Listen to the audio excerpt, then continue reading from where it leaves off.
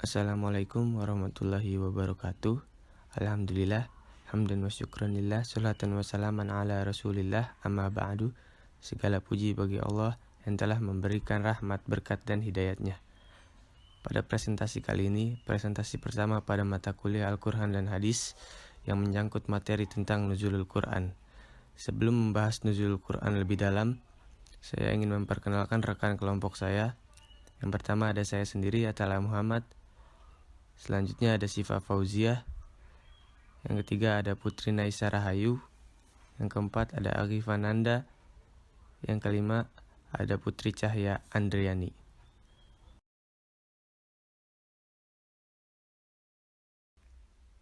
A. Pengertian nuzulul Quran. Kata nuzulul Quran menurut bahasa mempunyai beberapa arti. Para ulama berbeda pendapat mengenai arti kata nuzul. Di antaranya yang pertama di sini ada Imam Ar-Raghib Al-Asfihani. Dalam kitab Al-Mufradat, kata nuzul itu mempunyai arti al-inhidar min uluwin ila safalin, yang artinya meluncur dari atas ke bawah atau berarti turun, seperti firman Allah Subhanahu wa taala yang artinya dan dia menurunkan air atau hujan dari langit. Dan pendapat yang kedua ada dari Imam Al-Fairuz Zabadi dalam kamusnya Al-Muhit Al-Hulul fil Makan. Kata nuzul itu mempunyai arti bertempat di suatu tempat. Contohnya antara lain firman Allah Subhanahu wa taala dalam Al-Qur'an yang artinya dan berdoalah ya Tuhanku, tempatkanlah aku pada tempat yang diberkahi dan Engkau adalah sebaik-baik yang memberi tempat. Secara harfiah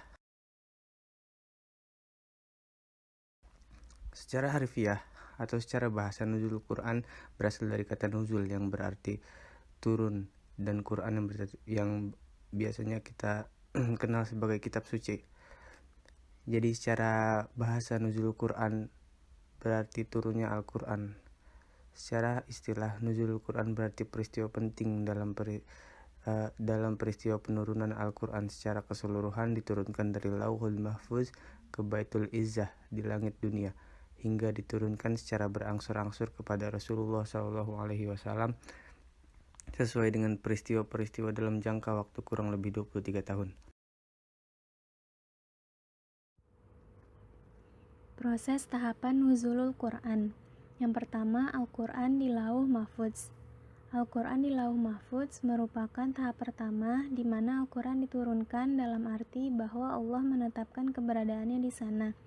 Sebagaimana halnya dia menetapkan segala sesuatu sesuai dengan kehendaknya. Tetapi kapan serta bagaimana caranya Al-Quran diturunkan pada masa ini, tidak seorang pun mengetahui kecuali Allah.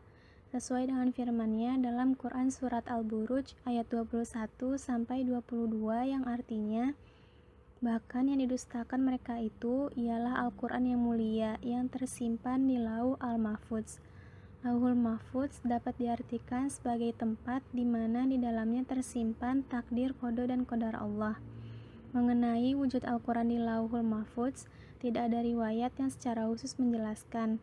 Tetapi sebagian ulama berpendapat bahwa wujud kitabullah berupa hafalan para malaikat.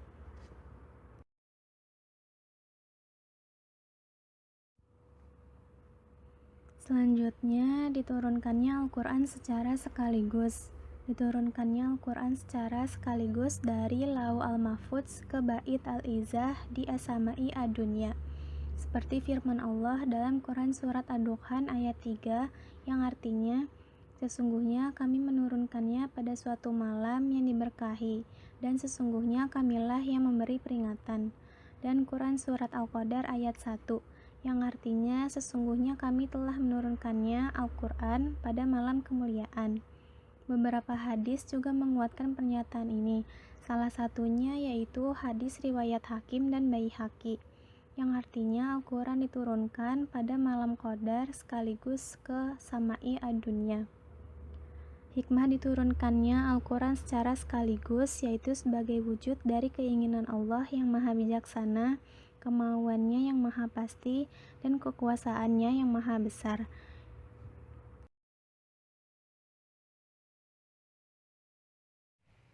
Diturunkannya Al-Quran secara bertahap.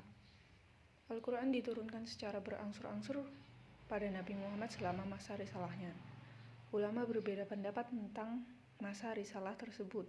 Pendapat pertama ada yang mengatakan 20 tahun, 23 tahun, dan 25 tahun. Perbedaan ini bersumber pada durasi menetapnya Nabi di Mekah selama masa kenabian sebelum hijrah. Rasulullah menetap di Mekah setelah memperoleh wahyu selama 13 tahun di Madinah dan 10 tahun di mana ia bertemu dengan Tuhannya pada usia 63 tahun. Dengan demikian masa kenabiannya ialah 23 tahun kurang 6 bulan. Nah, 6 bulan ini merupakan masa Ar-Ruqyah As-Sholihah, masa di mana Al-Quran belum diturunkan. Hikmah diturunkannya Al-Quran secara bertahap. Al-Quran diturunkan secara bertahap mulai dari malam 17 Ramadan tahun 41 dari kelahiran Nabi sampai 9 Dzulhijjah Haji Wada tahun 63 dari kelahiran Nabi atau tahun 10 Hijriah. Dalam penurunan Al-Quran secara bertahap ini memiliki maksud dari Allah SWT. Yang pertama, untuk menguatkan hati Nabi Muhammad SAW dalam menerima dan menyampaikan kalam Allah kepada umat manusia. Karena dalam pelaksanaan tugasnya Rasulullah sering menghadapi hambatan dan tantangan. 2. Merupakan mujizat bagi Nabi untuk menjawab dan mematahkan tantangan orang-orang kafir. Karena seringkali orang kafir mengajukan pertanyaan-pertanyaan dengan maksud melemahkan dan menantang kenabian Rasulullah. 3. Memudahkan Nabi dalam menghafal lafaz Al-Quran, karena Al-Quran bukanlah syair atau prosa tetapi kalam Allah yang sangat berbobot isi maknanya, sehingga diperlukan hafalan dan kajian secara khusus. 4. Memudahkan umat pada masa itu untuk menghafal, mencatat, dan memahami Al-Quran.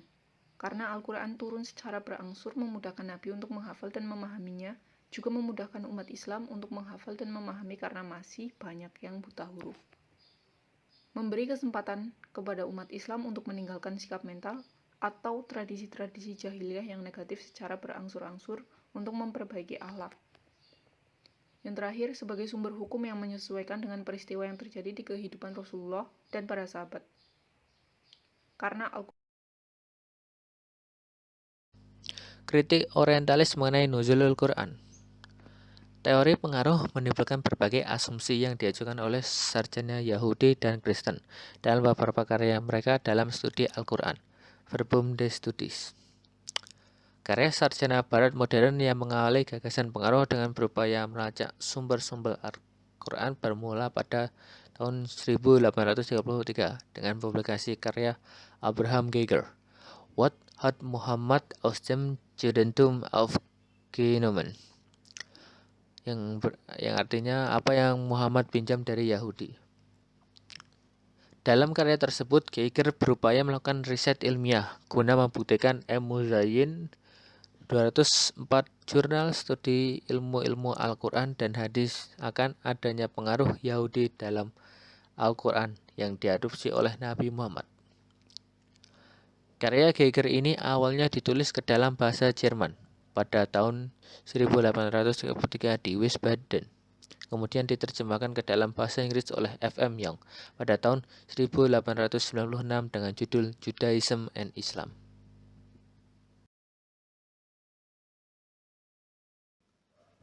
Karya ini dipandang sebagai karya akademik pertama dan perkembangan penting dalam studi kritis tentang Muhammad dan asal-usul Islam.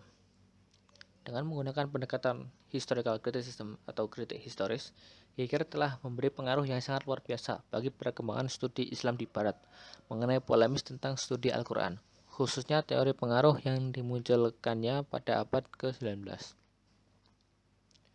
Hal ini senada seperti yang ditulis oleh Andrew Ripin. Komunitas ilmiah belakangan selalu menjadikan buku Geiger sebagai karya pembuka jalan sejarah bidang keilmuan tersebut. Indikasi ke arah itu terlihat setelah beberapa orientalis pasca Geiger yang mempopulerkan gagasan teori pengaruh Yahudi dan Kristen dalam Al-Quran. landasan akademik yang melatar belakangi munculnya teori pengaruh. Yang pertama, kebencian terhadap Al-Quran. Asumsi orientalis dari generasi ke generasi ialah bahwa Al-Quran bukanlah firman Tuhan, melainkan karangan Muhammad. Hal ini bisa dipahami dalam sejarah konflik keagamaan yang begitu panjang, Kristen versus Islam, yang akhirnya berujung pada kebencian sebagai akibat dari adanya perang salib. Konsekuensinya, ketika mereka benci terhadap agama Islam sebagai bentuk legislasi Tuhan, maka secara tidak langsung mereka juga benci terhadap kitab suci yang menjadi sumber asasinya bagi umat Islam.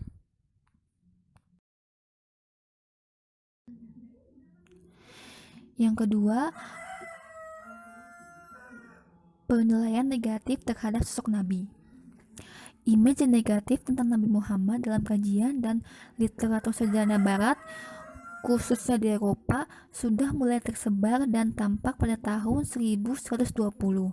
Nama Nabi Muhammad kemudian diubah menjadi sebutan Mahomet atau Mahon, yang berarti sebuah ejekan untuk Nabi Muhammad.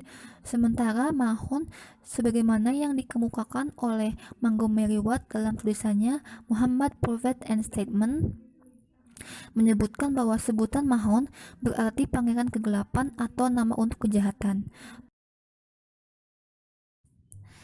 Dalam hal ini, tak jauh beda dengan pandangan para orientalis sebelumnya. Montgomery Watt, seorang orientalis yang sangat terkenal luas dalam belantika ilmu intelektual dunia, ia memberikan sebuah kesimpulan bahwa Al-Quran sebagai firman Tuhan tetapi diproduksi melalui pribadi Muhammad. Oleh karena itu, dalam analisanya, Watt cenderung melihat aspek manusiawi dalam wahyu. Sekian dari kelompok kami. Kurang lebihnya mohon maaf. Wabillahi taufiq wal hidayah. Wassalamualaikum warahmatullahi wabarakatuh.